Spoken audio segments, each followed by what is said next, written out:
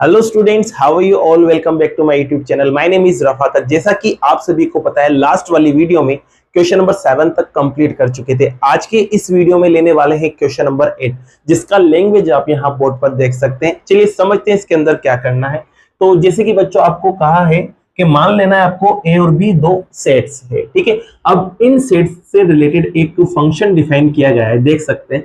अब ये फंक्शन कैसे डिफाइन हो रहा है, ए क्रॉस बी से बी क्रॉस ए में। इसका मतलब ये है कि डोमेन के जो भी एलिमेंट्स होंगे वो ए क्रॉस बी के अंदर होंगे, और जो कोडोमेन के जो एलिमेंट्स होंगे वो बी क्रॉस ए के अंदर होंगे। अब इनसे जो फंक्शन बना है वो फंक्शन यहाँ आप देख सकते हैं, ये फंक्शन आपको गिवन है।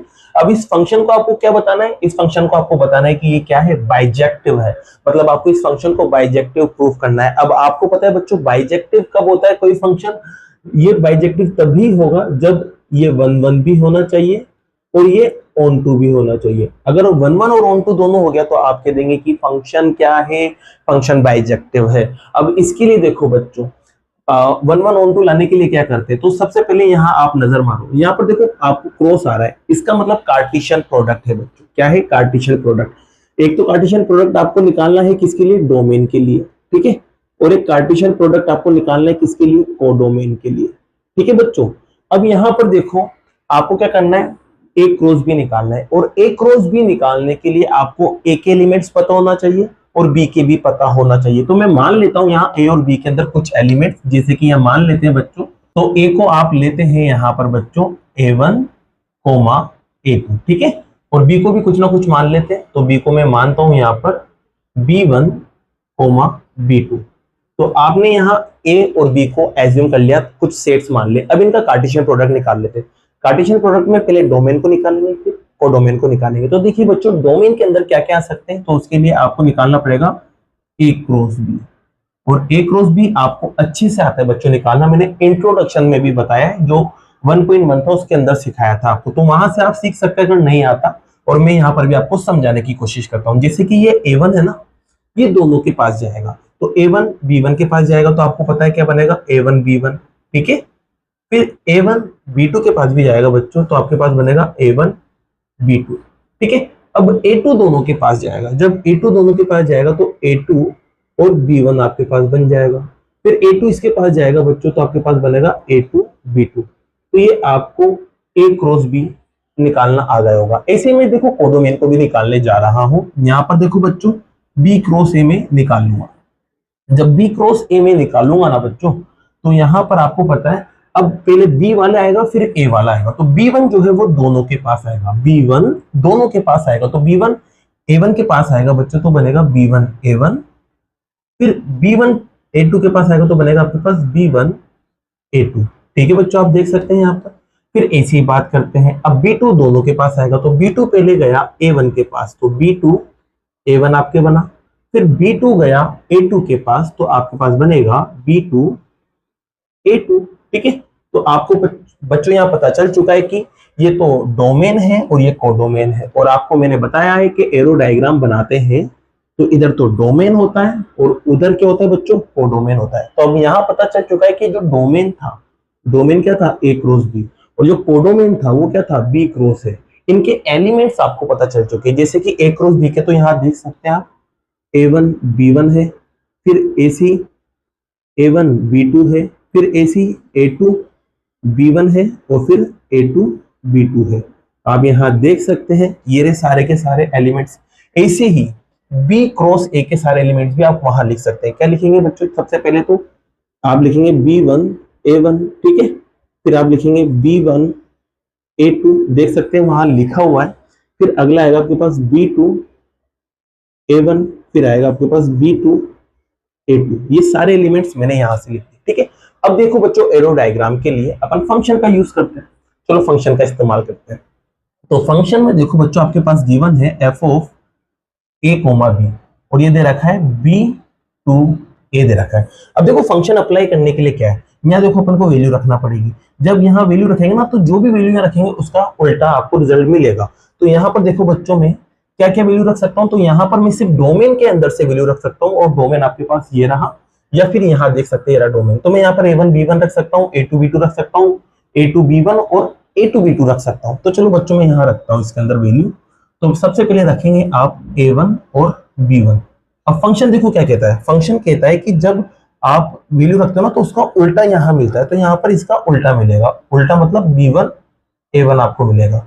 इसी बच्चों यहां पर अब आप दूसरी वैल्यू क्या रखोगे, a1 और b2 रखोगे, तो इसका उल्टा कर दो इधर ले जाके, तो उल्टा करेंगे आप तो b2 आगे आ जाएगा और a1 पीछे आ जाएगा। अब क्या रखेंगे a2 b1, तो यहाँ a2 और b1 रखते हैं, तो इसका उल्टा हो जाएगा उधर जाकर, तो आपके पास बनेगा b1 a2।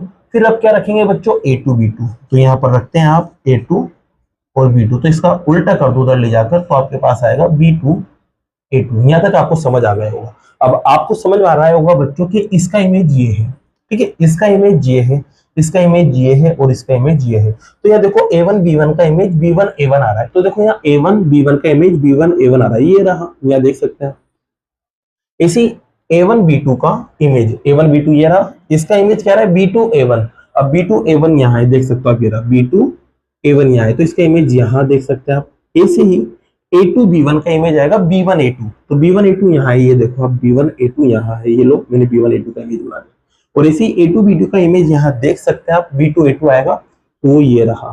ठीक है बच्चों, ये मैंने एक फंक्शन से एरो डायग्राम बना लिया, आपका फंक्शन a क्रॉस b से b क्रॉस a में डिफाइन था। यहाँ तक बात आपको क्लियर होगी। अब ये बात क्लियर है ना, तो बस अब आपको बाइजेक्टिव चेक करना है, और बाइजेक्टिव के लिए सबसे पहले चेक करते हैं 1 1 को। अब 1 1 क्या कहता है, इसकी कहानी भी तो याद होना चाहिए। 1 1 कहता है कि जो डोमेन है ना, जो डोमेन है उसके सारे एलिमेंट ले लो, वो भी अलग अलग डिफरेंट डिफरेंट एलिमेंट ले लो, और उन डिफरेंट डिफरेंट एलिमेंट का इमेजेस देख लो। अगर वो इमेज डिफरेंट आ रहा है तो आप कह देंगे कि जो फंक्शन है वो क्या है 1 1। तो यहाँ देख सकते हो आप, 4 एलिमेंट्स थे डोमेन के अंदर और 4 ही उसके इमेज आ रहे हैं कोडोमेन के अंदर, तो डिफरेंट एलिमेंट का इमेज डिफरेंट है, इसकी वजह से जो फंक्शन है वो क्या आएगा 1 1 आएगा। तो यहाँ पर आप कुछ कहानी लिख लो, मैं बोल देता हूँ। लिखना बच्चों यहाँ पर distinct element of domain a cross b, क्या लिखोगे, distinct element of domain a cross b has distinct image in codomain b cross है, has distinct image in codomain b cross है। So f is 1 1। ठीक है, ये कहानी लिखे आप लिख देना, ये 1 1 है। फिर इसके बाद बच्चों बात करते हैं ऑन2 की, क्या ऑन2 है या नहीं है। अब ऑन2 क्या कहता है भाई, ऑन2 कहता है कि जो कोडोमेन है इसके अंदर सारे के सारे एलिमेंट्स इमेज होना चाहिए। अब देखो इसमें 4 एलिमेंट्स थे, चारों के चारों ही इमेज है या नहीं है, आप ये बता दो मुझे। आप होगे हाँ सर चारों के चारों इमेज है, इसका मतलब ये जो फंक्शन है वो क्या होगा ऑन2 होगा, क्योंकि देख सकते हैं चारों के चारों इमेजेस है। तो यहाँ पर ऑन2 में भी एक कहानी आपको लिखना है, और कहानी क्या लिखोगे आप, तो कहानी में सिर्फ इतना सा लिख देना, every element of codomain B cross A, every element of codomain B cross है are the image of domain A cross B. So F is onto, तो एफ 1 1 भी आ गया, ऑन2 भी आ गया, तो लास्ट में आप लिख देना हैंस एफ इज बाइजेक्टिव।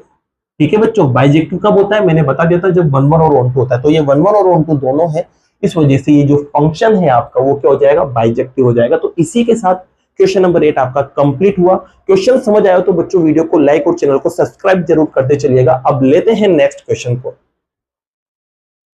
तो बच्चों अब लेते हैं क्वेश्चन नंबर 9 को। क्वेश्चन नंबर 9 की लैंग्वेज आप यहाँ देख सकते हैं, इसमें एक फंक्शन है।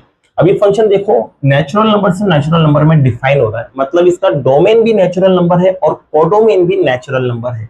अब ये फंक्शन को डिफाइन कैसे किया गया है, तो आप यहाँ देख सकते हैं जो फंक्शन है ना, इसको 2 तरह से डिफाइन किया गया है। अगर n की वैल्यू ओड आती है तो फंक्शन आपका कुछ ये वाला बनता है, ठीक है, और अगर n की वैल्यू इवन आती है तो फंक्शन आपकी ये बनता है। अब ये n है क्या बोला भाई, तो n के लिए देखो उसने कहा है n is belongs to n, capital N, मतलब n जो है वो नेचुरल नंबर से बिलोंग करेगा, मतलब n जो है वो नेचुरल नंबर से आएगा। और नेचुरल नंबर आपको पता है क्या होते हैं भाई, 1 से स्टार्ट होते हैं, और आपका मन हो जहां तक आप लिखते जाओ, कोई दिक्कत ही नहीं है।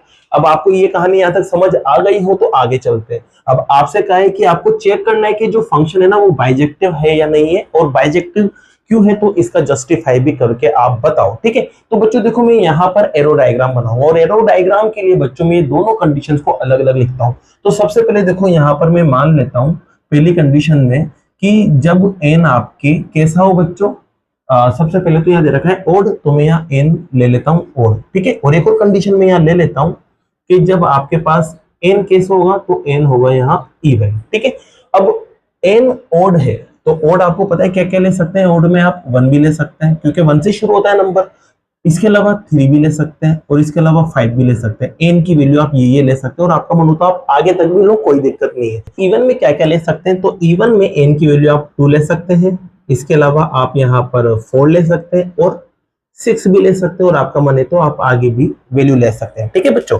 अब देखो यहाँ पर जो फंक्शन है वो फंक्शन क्या आएगा, पहले तो बात करते हैं। जब एन ओड होगा ना, तो ओड होगा तो फंक्शन आपके पास ये बनेगा। तो यहाँ पर बच्चों में ये भी लिख लेता हूँ, जब ओड है तो जो फंक्शन है आपके पास एफ ऑफ एन वो क्या बन जाएगा आपके पास, N plus one upon two, ये फंक्शन बनेगा। बस यहाँ वैल्यू रखना है आपको।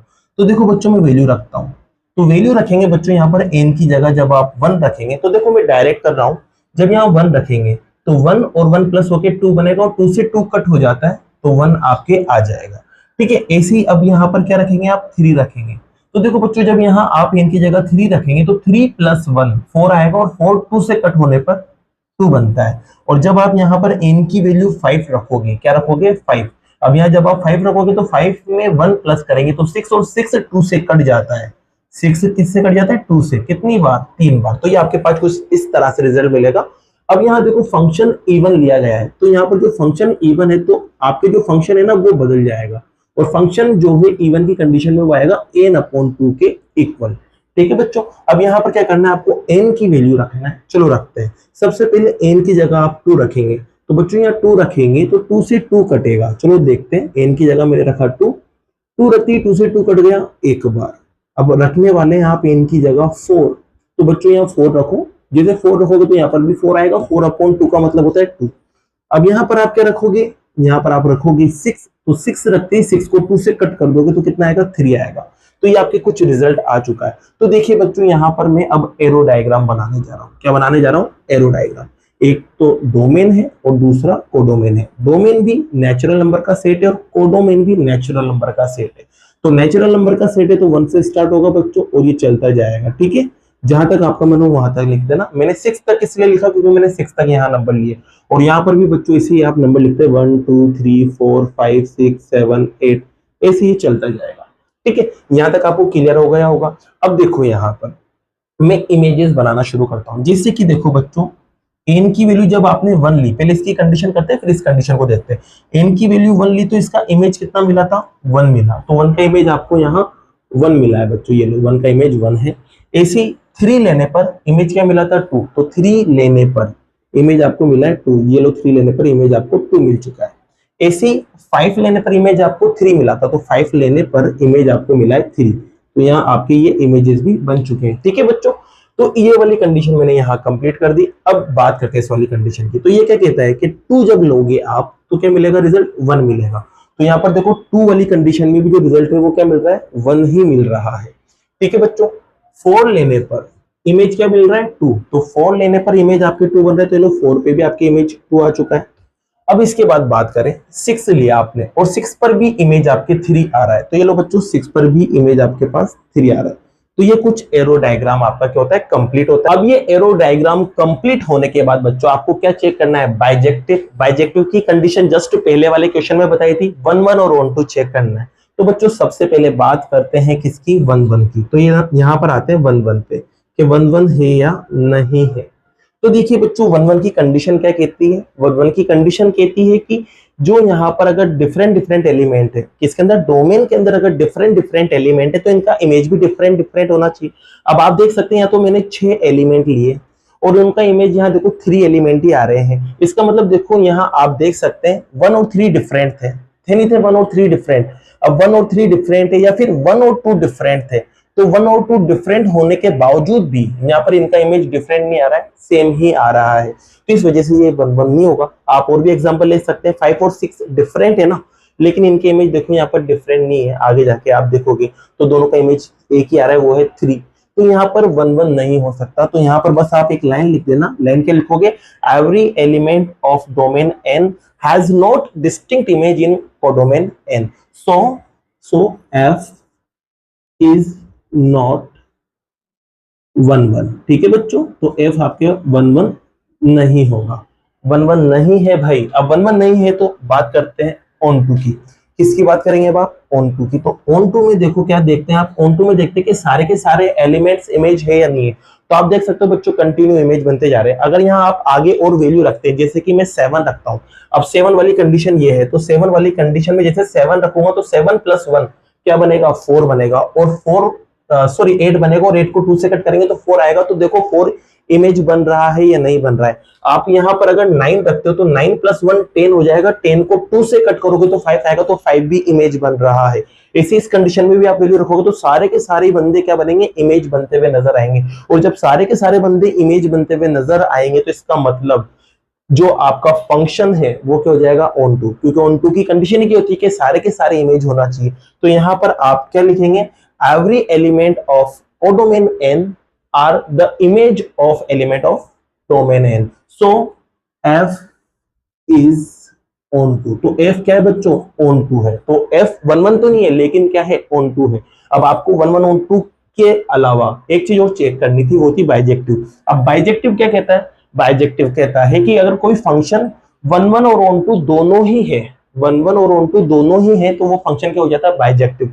तो यहाँ पर बच्चों आप देख सकते हैं जो फंक्शन है वो 1 1 तो नहीं है लेकिन ऑन टू है। दोनों बात यहाँ पर ट्रू नहीं हो पा रही है, तो फंक्शन जो है वो बाइजेक्टिव नहीं होगा। तो लास्ट में आप लिख देना hence f is not bijective. ठीक है बच्चों, ये आपका क्वेश्चन जो है 9 वाला इसी के साथ कंप्लीट होता है। अब बाकी के जो क्वेश्चंस है वो नेक्स्ट वीडियो में करते हैं। अगर वीडियो पसंद आई और ये क्वेश्चंस आपको समझ आए हो तो वीडियो को लाइक कीजिए, चैनल को सब्सक्राइब कीजिए। Thank you so much.